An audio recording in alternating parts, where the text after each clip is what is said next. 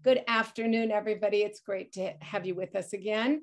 I'm Janice Kaminer-Resnick, and on behalf of Jews United for Democracy and Justice and Community Advocates, Inc., I welcome you to our program tonight. We all acknowledge the incredibly precarious situation the world is currently confronting, and we especially feel the suffering and courage of the Ukrainian people as they face the mounting attacks from the Russian invasion. We also join in mourning the horrific deaths of as many as 2,000 Ukrainian civilians who have been killed in the past 7 days. In the next few days, we will be sending you links to vetted charities who are helping Ukrainian assistance and refugee relief efforts, and those directed towards the Ukrainians' Jewish community, many of whom are elderly Holocaust survivors.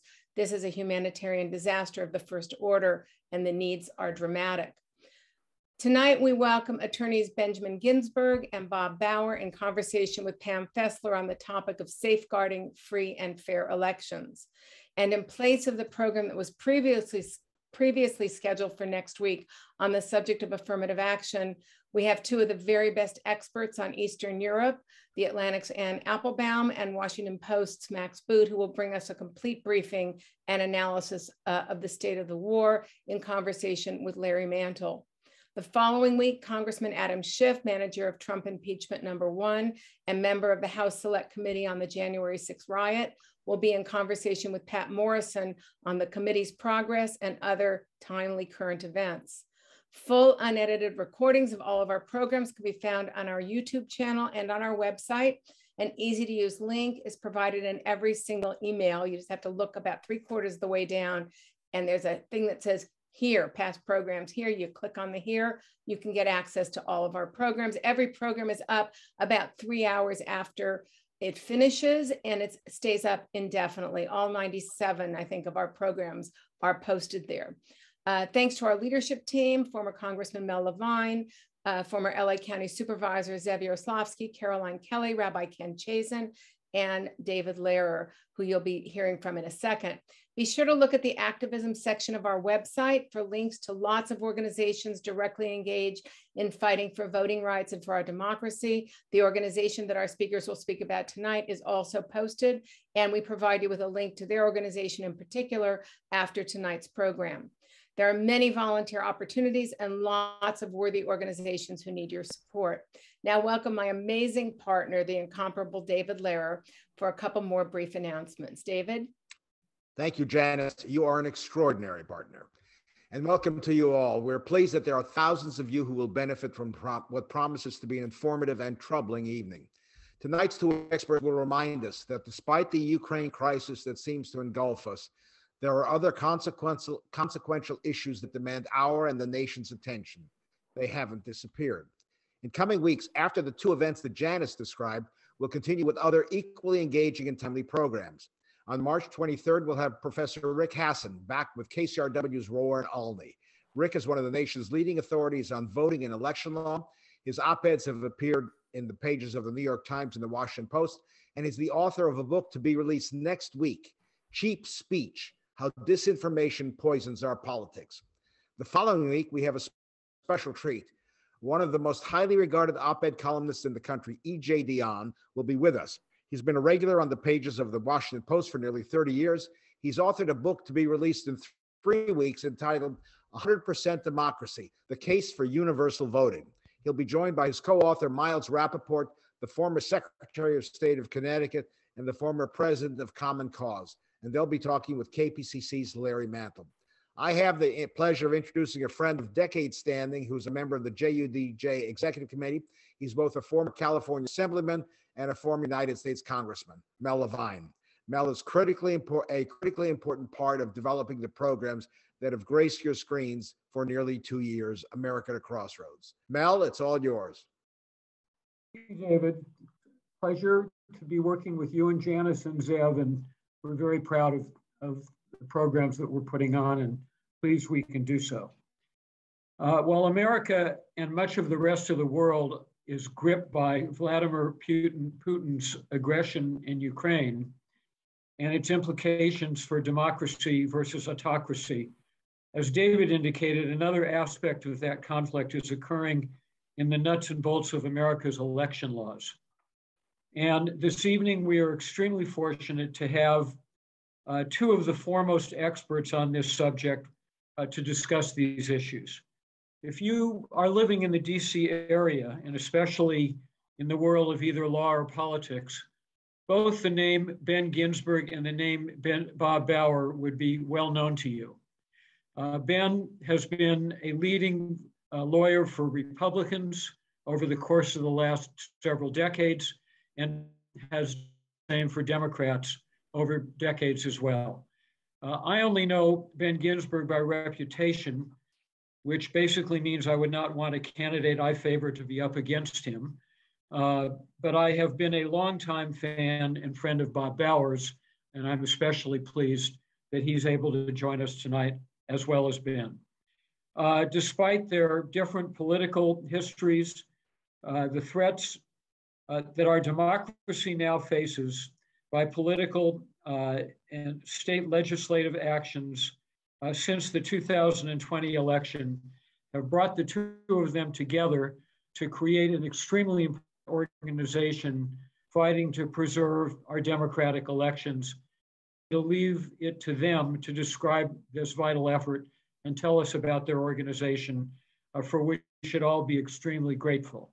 The fact that they're devoting so much time and effort to these issues is critical to preserving our democracy.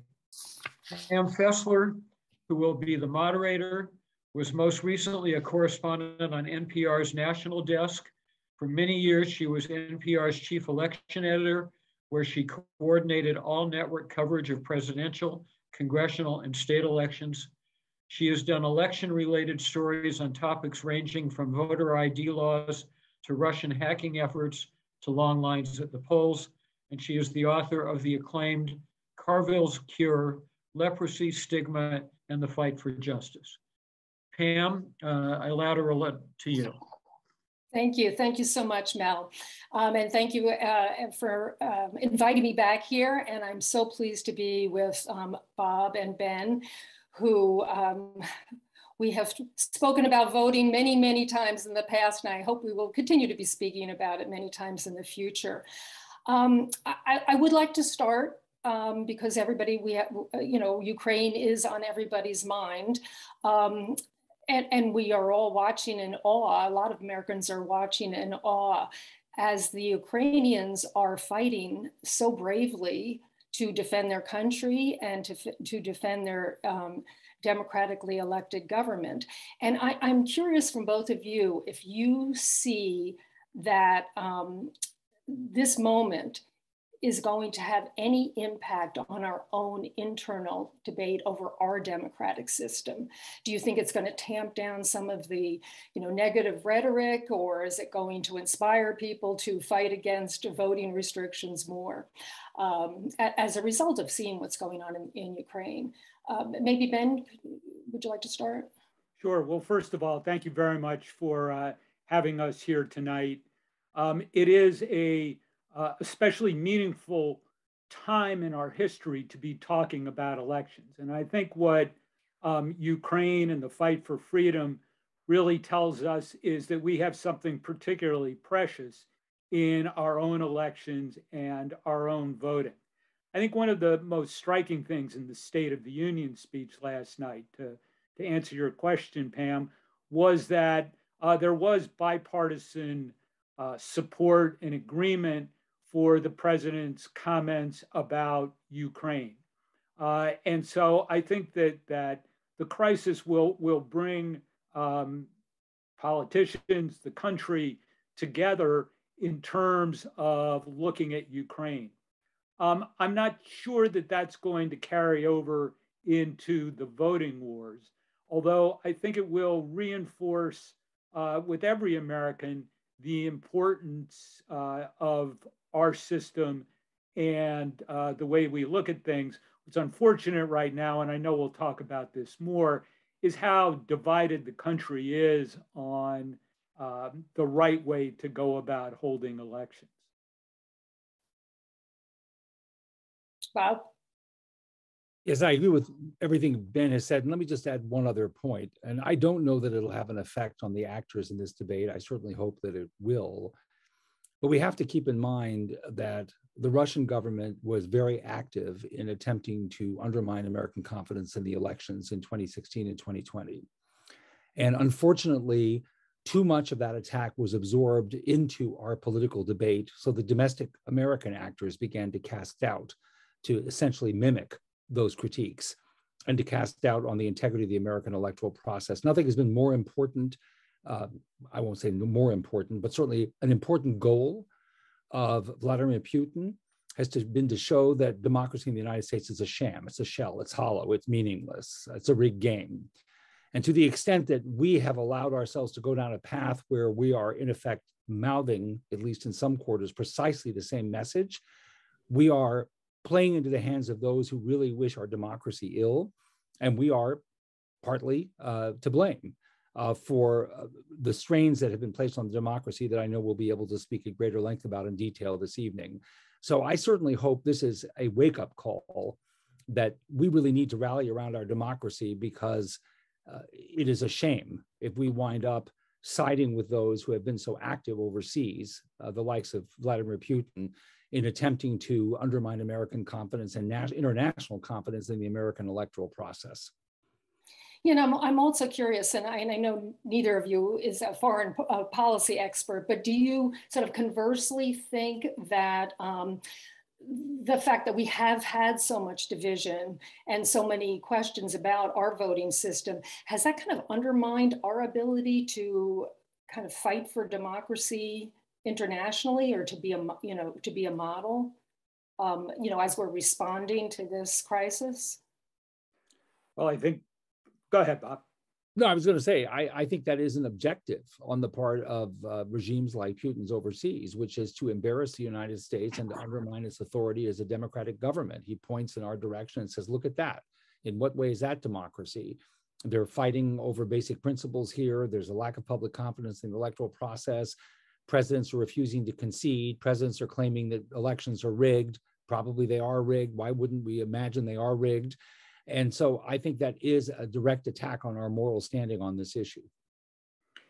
I think it is, but I also think that we have such a long, rich history of free and fair elections that even as we go through the current period, which is a period unlike any other in terms of its danger level for the democracy, we still do have a couple of centuries of history behind us having these elections, so that I think we are still a force for good in the world, really unlike any other country. So can we talk a little bit about like the state of play right now? We have all heard all these stories and seen the state legislatures pass many voting laws since the 2020 election. Quite a number of them have imposed new voting restrictions. I think we saw some of the effect of at least one of those in Texas during the primary, where people were there was some confusion about mail-in voting. But I've also seen that some of the really most extreme bills have actually been blocked. You know, they've been blocked in Arizona. There was a proposal that somebody had made to give the legislature the right, if they didn't like the way the voters had voted in the presidential election, the legislature would have the right to call for its own set of electors. And I think there was another one in Nevada too that was going to get rid of all mail-in ballots, and that also has been blocked. So I guess realistically, the way things are right now and the bills that have been passed, how much impact do you actually think that it will have on people's ability to vote? Well, you know, the comes in the context of the 2020 elections, which were record turnouts for us. So even in the midst of a pandemic, Americans had the desire to go out and vote and did. Now, the political science literature, I think for the most part, will say that the barriers to voting that are being put up primarily in Republican states, and I think very wrongly as a matter of principle and policy and politics, will not have a huge effect on turnout and impact. That they're being put up for bad reasons, but that those reasons don't really work. And again, the 2020 election and record turnout shows that when people have a desire to vote because they want to weigh into an election, they do. I also think, and we can talk about this later, that we should parse down a little bit the bills that have been passed on the states, because they are very different. And I think when talking about the states, it's important to not think that the metric of crazy bills introduced is the same as legislation passed, because legislators on all levels will put in bills with no real chance of passage, and we should not be malfocused on those. And I think that was my point, that a lot of them do seem to be pared back a little bit. But I'm just curious, how about you, Bob? It really depends on what we're talking about. I agree with Ben that there are certain restrictions that have received a lot of attention. And I'm reminded, by the way, of some of the experience we had with the rush of voter ID statutes in the 2011-2014 period. Some of those restrictions are regrettable in intent, and I think regrettable as burdens on the voters, but probably something that will not, in an election in which voters are mobilized, likely to have a huge impact.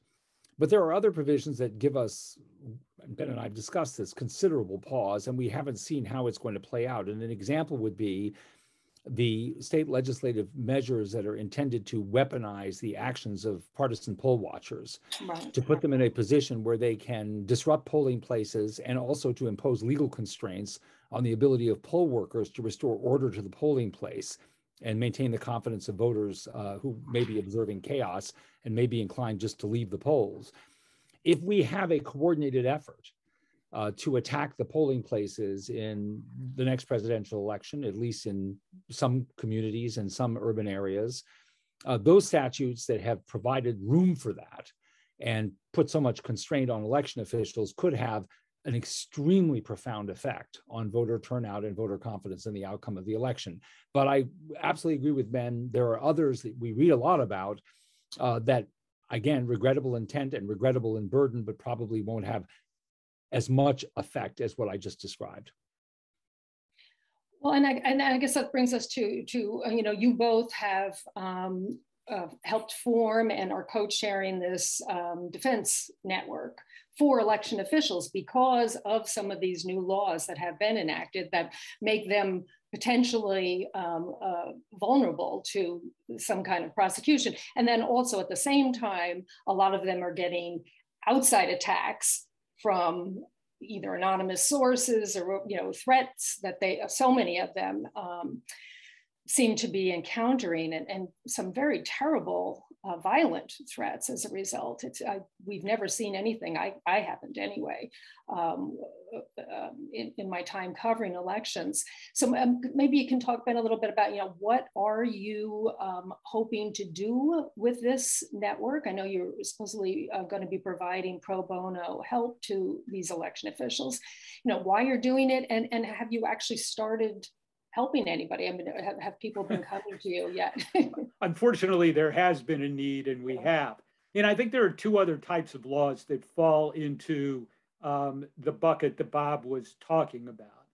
And one of those is criminalizing the activities of election officials for just doing their job.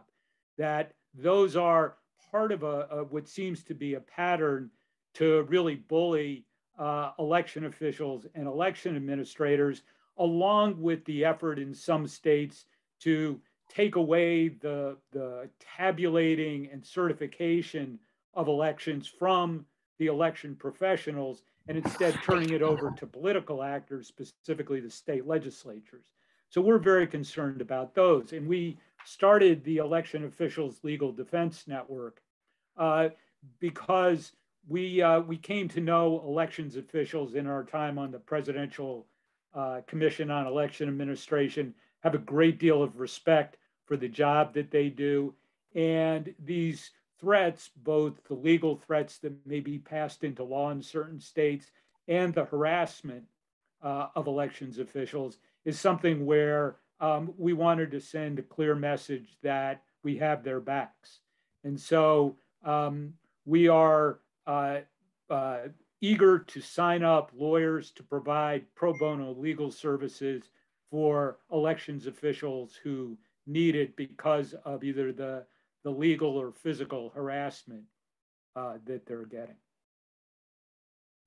And can you explain to me, I mean, there have been thousands and thousands of threats against election officials over the past year. But we've seen very, very few prosecutions. Only two. The Department of Justice has been investigating. I guess they had at least 850 complaints, and they've only been able to prosecute, or charge two people. Can you talk a little bit about, Bob, about why is it so difficult to prosecute these cases, or is it? I don't know that it's difficult to prosecute cases where there's been a clear threat against the personal safety or security of an election official. I think, as always, it depends on how easily identified the source behind the threat is, but there is certainly a commitment on the part of the Department of Justice to pursue it. If I can step back and say one more thing in elaboration of the other category of threats, which are sort of formal institutional attacks on election officials by partisan politicians. When we speak of threats to democracy, there cannot be a more profound threat than the politicians who are elected to serve in state legislatures or in the executive branch of state governments who are seeking to seize control of the electoral process and in effect intimidate election officials into doing partisans' bidding, to narrow their discretion and substitute the judgment of politicians for the judgment of professional election administrators. And so we are trying to protect them on both levels. The network that we've built and are continuing to build, and we have already, unfortunately, had to assist election officials who need this kind of work, this kind of support. That network is paired through our efforts with lawyers around the country. That network is paired with election officials in need of legal support on a pro bono basis. And when they are confronting threats from legislatures, or they could be personal threats, as in your comment earlier, they have lawyers available to them who will protect them and defend them. And that is something we have to do, particularly when they are matched up as individual election administrators against the majority party of a state legislature, looking to, in effect, hound them out of office and replace them with partisans. So just in a nutshell, and we'll talk about other programs that the Election Official Legal Defense Network is launching to try to activate resistance to this in the state. This is a fundamental guardrail of democracy that has to be protected, which is politicians don't run elections in our country to their taste or for their benefit. That is fundamental. We want administrators to open up the polls to people who are lawfully eligible to vote. The people decide, the politicians don't run the show again for their own benefit. And so the Election Official Legal Defense Network, as Ben said, is designed to tell election administrators around the country, when you're under this kind of pressure, and it doesn't matter whether you're a Democratic or a Republican official, we have your back. I mean, it's pretty extraordinary when you think about it that we actually even have to have this. Yes. What are some? We didn't contemplate this for our retirement project. Right. What are some of the other things you mentioned, that there were other things that the network's going to be doing, other programs? So let me just open this up real quickly and then turn it over to Ben. We are very concerned beyond just matching up lawyers to officials who need them, which is important, but also to mobilize civil society in defense of those guardrails. It's one thing for people in communities to hear fights between Democrats and Republicans, and they tend, in many cases, unless they are Democrats and Republicans, they tend in many cases to discount that as part of the loud and angry squabbling that they hear all the time. What they need to hear from are voices within the community, in the business community, in the faith community, in the higher educational community, in the veterans community, who are prepared to call out the boundaries on what is permissible partisan conflict. A legislature that seeks to hound election officials out of office is operating outside the boundaries of permissible political discourse in this country and activity. And voters need to know that isn't allowable. So we are going to be working in states, and we've begun doing this, and we're going to be expanding that effort to activate networks of community leaders who are ready on a nonpartisan basis to just educate the public about what is not acceptable in the operation of our democratic institutions. And I'll pause there for Ben, who's working closely with me, to add. Bob is absolutely right about that. And I approached this a little bit as a Republican election lawyer for 38 years who spent every election day involved in election day operations programs, which were designed to be sure that there was not fraud in the elections. And I've been in polling places or run nationwide boiler room operations looking for instances of fraud. And I think that while there were always great suspicions of that fraud, you have to be honest about the evidence. And allegations of fraud or irregularities sufficient to overturn an election are few and far between. So that the allegations that are there now that our elections are rigged and you can't trust the results and they're fraudulent is absolutely not borne out by the evidence. And the fact that 30% of the population now, according to most polls, do not have faith in the outcome of elections is really worrisome. So the project that Bob described is designed on a community level as opposed to a national level to really restore faith and confidence in elections. So what we plan to do is to take the community leaders that Bob described and to sit them down with elections officials. And we hope that the community leaders will be across the political spectrum. So it will include people who have faith in elections and people who have doubts about elections.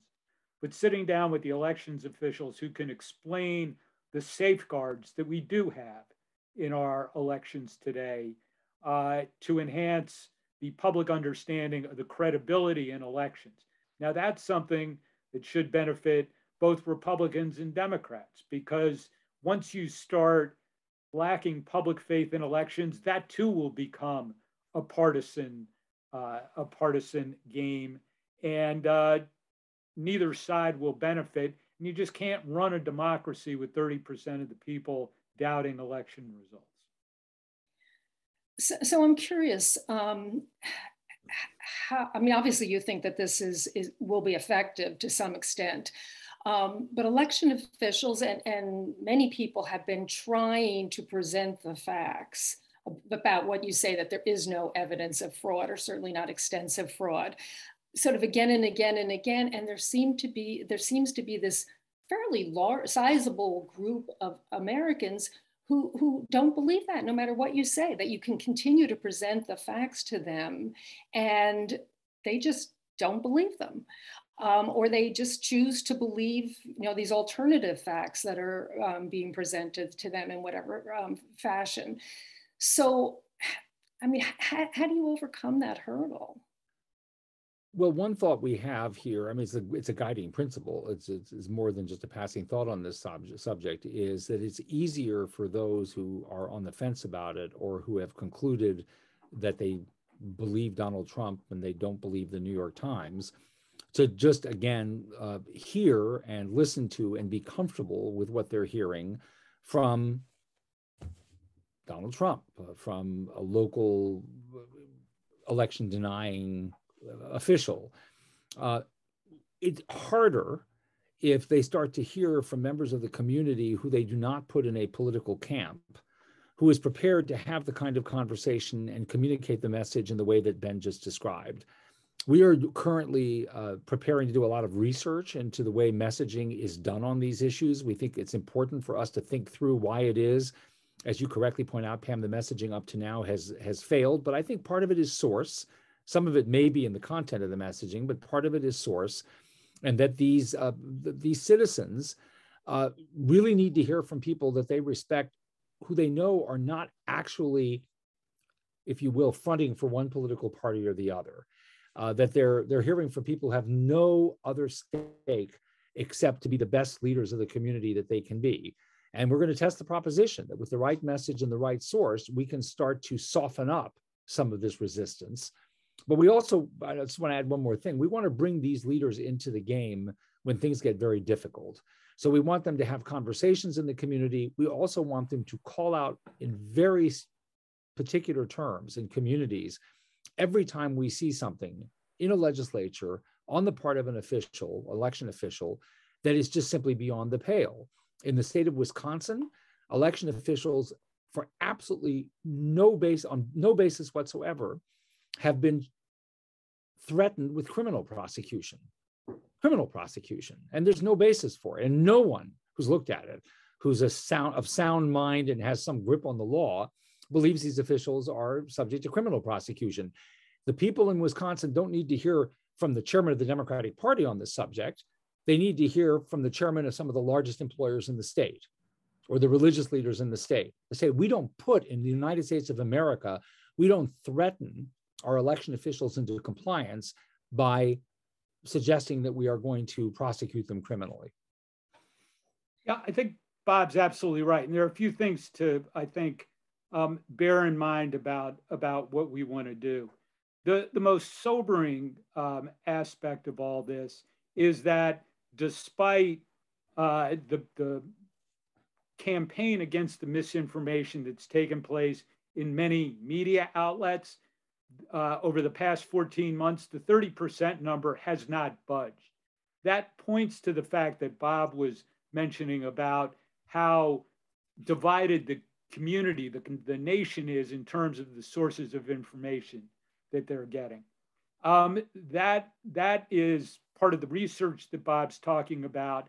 It's also recognizing that the 30% is not a monolithic group, although that seems to be the presumption of the folks who are not Trump supporters. But I think that's wrong. I think that is not a monolithic group.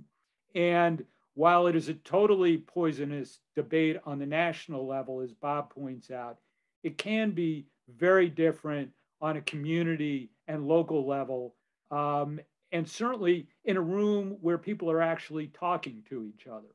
Because goodness knows there is precious little dialogue between election deniers, people who do believe that elections are right, and the elections officials who can talk about the safeguards that are built into the system that should give people confidence in the results. And I think you're correct that most polls have shown people do trust their local election official. It's those people, across the border or in the nearby city that they don't trust. Mm-hmm. And I'm curious, have you actually recruited specific people yet? And it kind of goes back to my first question about the impact of what's going on in Ukraine. I mean, is this something that you think might kind of rally people to the cause because they sort of see the echoes here or the reflection here? We are just now in the middle of launching our recruitment effort. We've had some conversations in a couple of states with people who have ties into the business community who are helping us sort of organize the recruitment. So this is the second phase of our operation, the Defense Network, apart from the provision of pro bono legal defense, and it's underway at the moment. You raise a very good point. I do think this is a good time, particularly as people watch what the people of Ukraine have done, how they've come together, the enormous sacrifices that they're making, and the horrific weeks that lie ahead for that country, to remind everybody that democracy, the preservation of democracy, is not the concern of professional politicians only. We would like our leaders, of course, to stand up for democracy, but it has to be the concern of all of us as citizens, and it has to be the concern of community leaders. And this is the least we can do in this country, is to shore up a democracy that's taken a significant battering in recent years. And we're able to do this, quite frankly, with some commitment and not in the fear of our building being hit with a vacuum bomb. Or a cluster munition, or tanks rolling down the street. So why can't we do that? We should be able to do that. And I do think that what's happening in Ukraine is an important background reminder to people of what's at stake and why they should be prepared to make this commitment. Yeah. Oh, sorry. No, I absolutely agree with what Bob said. And in terms of commitment and what we've done, if you go to eoldn.org, which is our website, you'll see the advisory board that we have of elections officials, retired judges, retired elections officials who are guiding us very much in terms of the actual news of what's happening on the ground. We're set up with the Center for Election Innovation and Reform, run by a veteran voting rights lawyer, David Becker, who we work with and who will be helpful in the recruitment as well.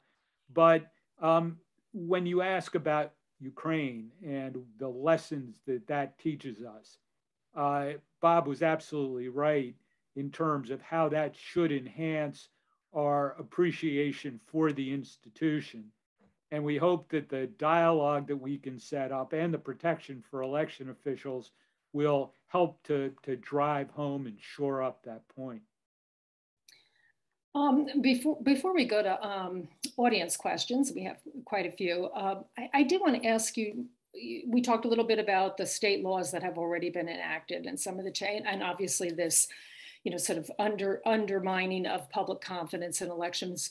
Just looking ahead for 2022 and 2024, are there some specific things that you're especially worried about going into those elections? Well, the three types of laws that we discussed about before are really, I think, what animate us the most. The politicians taking away the certification and counting of votes from the election professionals, the weaponizing of poll watchers, which could have an impact in the polling place, and then the criminalization of election officials. So those are the ones that I think we think can really have the greatest impact on the system of elections themselves. I guess, I'm also curious if you, how you see the role of the courts in dealing with a lot of these laws. The courts played quite a role over the last few years in actually stopping some voting laws from going into effect. And then obviously we saw in 2020 stopping efforts to block the election or overturn the election itself. Do you see the courts still playing such a pivotal role going forward, or is that kind of pulling back a little bit, would you say? The courts will always play, a significant role. Disputes in elections will be brought to state and federal courts, and I don't think that will be changed. But I do want to underscore something really fundamental about an all systems, all leadership, all citizen approach to democracy protection. And that is, there are limits ultimately on what we can expect the courts to do, and we've seen that. No question, the courts turned back the absurd claims of voter fraud that were brought after the election by lawyers for former President Trump. There was not a single fact or legal theory to support what they wanted to do. And yet that had to be defended, and it was defended ably. And as everybody knows, some 61 suits filed by the Trump organization or allies failed. But I want to point out that before November 3rd, there were myriad lawsuits, many lawsuits, that were filed on voting rule matters that were intended to have courts step in and prevent the adoption of rules that were burdensome, or to endorse rules that liberalized access to the polls. And the vast majority of those lawsuits failed. They failed for a variety of reasons. And of course, if everybody knows, at least one of those lawsuits went all the way to the Supreme Court of the United States on the Voting Rights Act, and the Supreme Court of the United States narrowed significantly the relief available under the Voting Rights Act. So I think we have to recognize the courts are there, those doors are open. There are cases that need to be litigated. There are due process, equal protection, and other claims that courts will entertain. Their role is indispensable, but we cannot rely on the courts to do everything, to do the work that has to happen in politics, just through political action, public pressure, citizen activism in the states. If we don't have that, I'm going to be very pessimistic, because the courts are not going to pick up where the public refuses to carry the load. Ben, do you want to add anything, or we can? No, I think that was well put, and I know you have a lot of audience questions. So I'm going to give it to the first one to you, okay? So Ron asks, would you approve of legislation that requires everyone to vote, like a jury duty, a civic obligation? Well, this is very much a personal answer, but I wouldn't. I mean, I do think that there are individuals who should have the ability to say, I don't like any of the candidates, and I'm actually going to demonstrate that by not voting. Now, I think everyone should vote. I think it's really important to do, but I would not mandate voting. Bob, any thoughts? I agree with Ben. I don't think this country, I think it's a matter of political culture. I don't think that is a sustainable proposition in the United States. And I personally wouldn't favor putting that on the reform agenda. So Doug asks, what are your views on the US Supreme Court's decision to reinstate Alabama's congressional redistricting map that the lower courts uniformly ruled diluted Black votes? You want to take that one, Bob?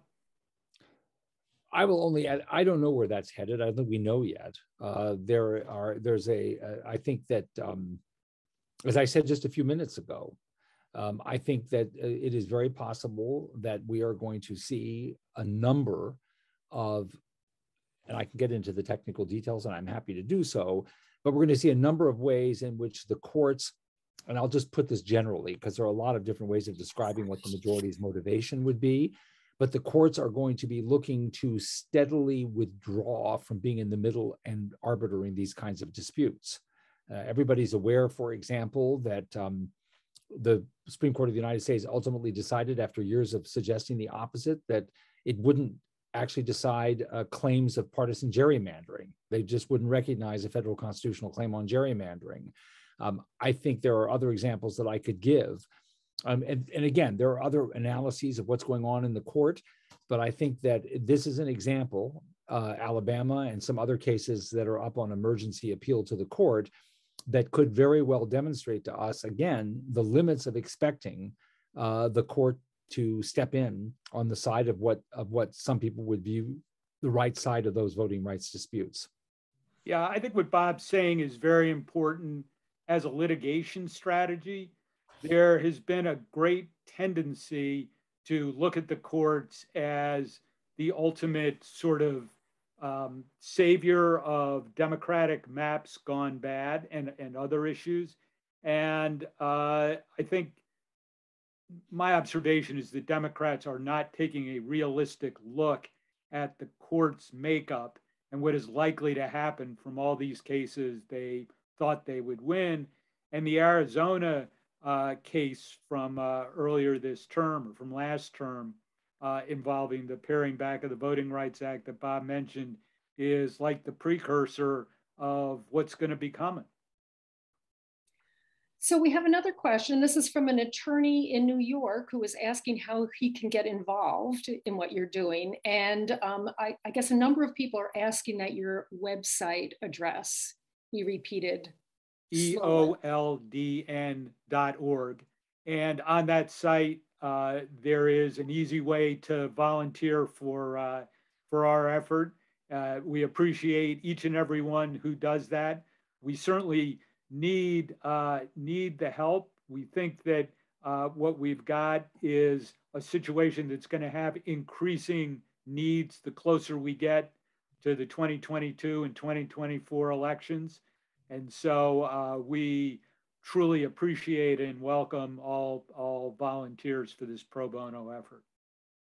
And just so that if for any reason, it's the initials are not clear, the EOLDN.org stands for Election Official Legal Defense Network. And I should add that there are lots of groups now, I think, around the country that are sort of looking into similar type efforts. Just how do you work to promote public and reinvigorate public confidence in the election results? So there are probably other campaigns going on around as well that people might be able to get involved in. Yes.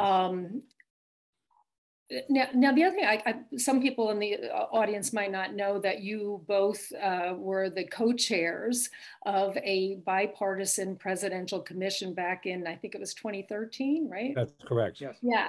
And, it just, I marvel sometimes at how things are so different now, right? So in 2013, this commission was formed, and really your mission was to try and solve and address a number of real issues and problems with voting and our voting system, of which there are some, the issues of bloated voter registration rolls, long lines at the polls, lack of resources, sometimes technology.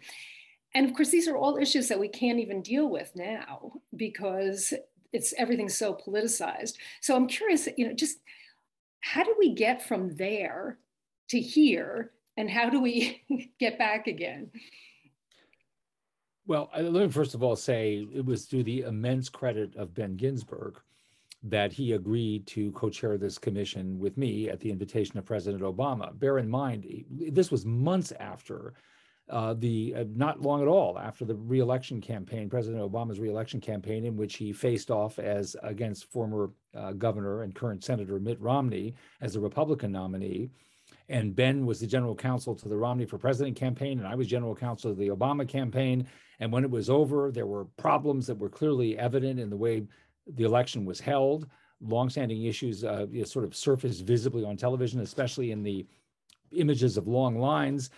And there was no question that if we had a bipartisan commission, we would want a highly respected Republican co-chair. And here in the immediate bitter aftermath of that election, and every election has a bitter aftermath, particularly one side is not going to experience it happily, Ben was invited by President Obama to co-chair, and he agreed to do it.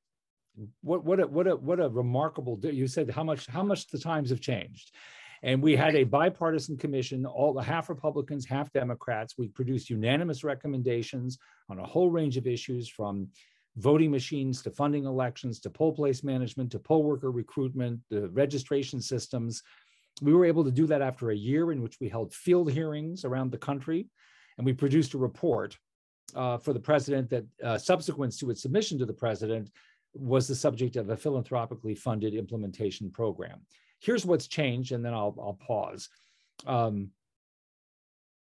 We said in that report that the administration of elections in the United States was substandard. It was not up to our expectations for our democracy, and that the answer lay, and everybody since the Florida recount in 2000 seemed to assume that the answer lay in treating election administration as an aspect of professional public administration, to put it in the hands of professionals and deal with it the way that, frankly, our largest businesses treat their best customers, where the election officials are resourced and skilled enough to produce elections for voters that treat voters the way best businesses treat their best customers, or all their customers. And now where are we?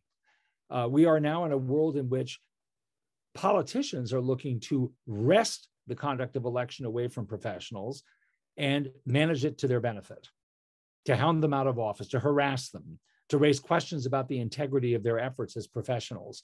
This is an absolute 180-degree turn from where we thought we were in 2014. And I'm just very pleased that I can work with Ben again on this, because the effort, in order to be successful, as hard as it can be at times, has to be bipartisan and has to involve whole communities, whole states, whole leaderships, the courts, all of these weapons at hand, because the problem is large enough, it requires that full-scale approach.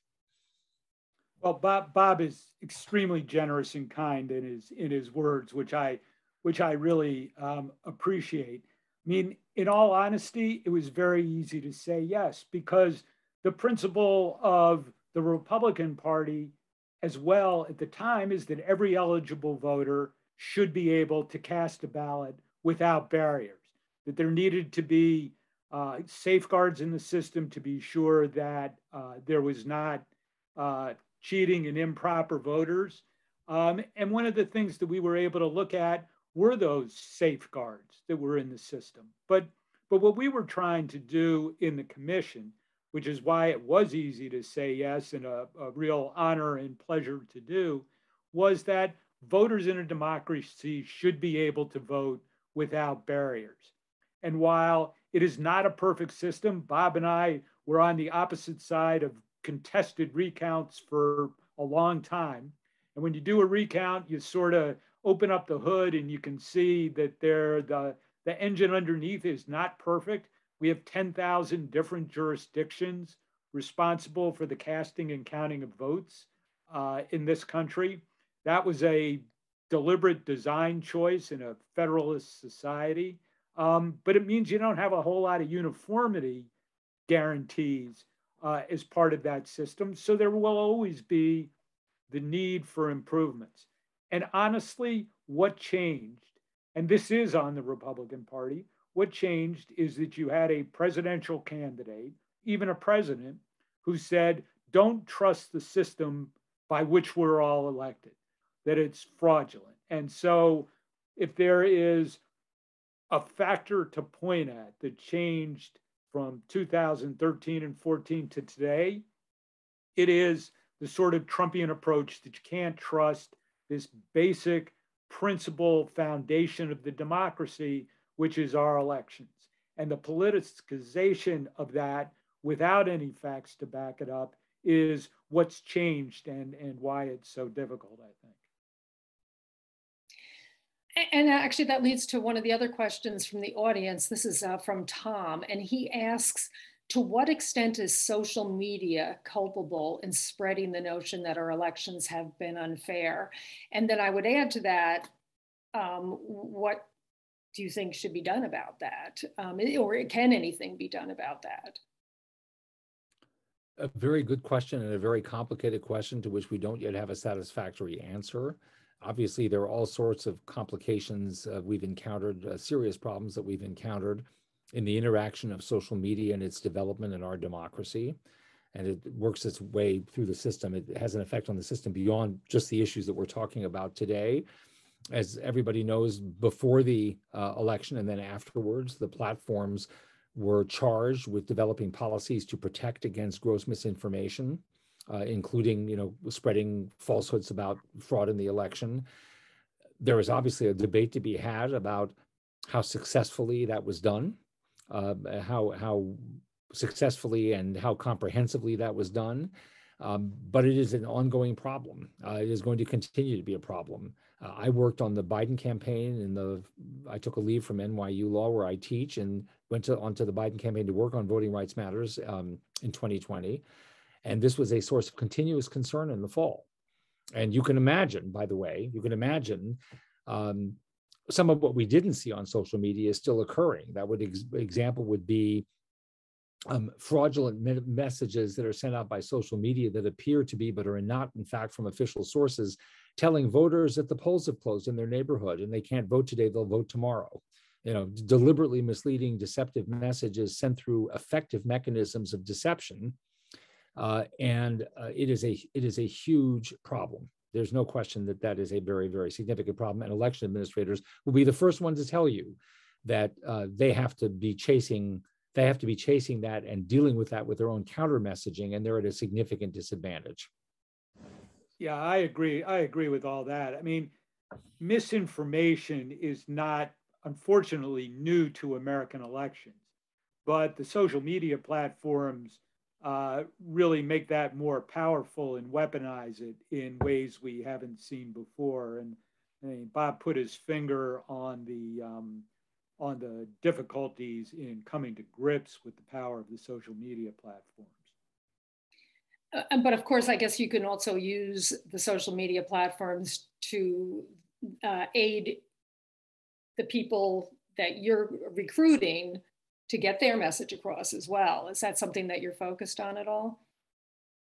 Well, sure. It's a natural vehicle for getting out positive messages as well as the negative messages. And with the social media platforms, you would hope that they would recognize the negative parts and then take appropriate measures to curtail it. So Ben, I'm going to give you this last question from the audience. It's a trick question. It's from Gloria and Bob, and they ask, how do you explain politicians who claim fraud when someone of the opposite party is elected, but don't bother to explain how their colleagues are elected in the same election? Yep, that's a terrific point. One that Can you explain that? Bob and I, well, I think you need to elect better politicians who do that. Yeah, I mean, there are any number of aspects in what the Republican Party is doing now that I think are short-sighted, because what goes around comes around. And at some point, if you're going to start questioning the accuracy of election results the way the state legislatures want to, then it's going to blow back on those state legislators and their elections. I mean, there is no long-term game plan for this playbook that's being run right now in talking about fraud. Well, I think we are actually coming near the end, and we wanted to be able to give you each a minute for some closing comments. And usually we like to end on an up note. So go at it.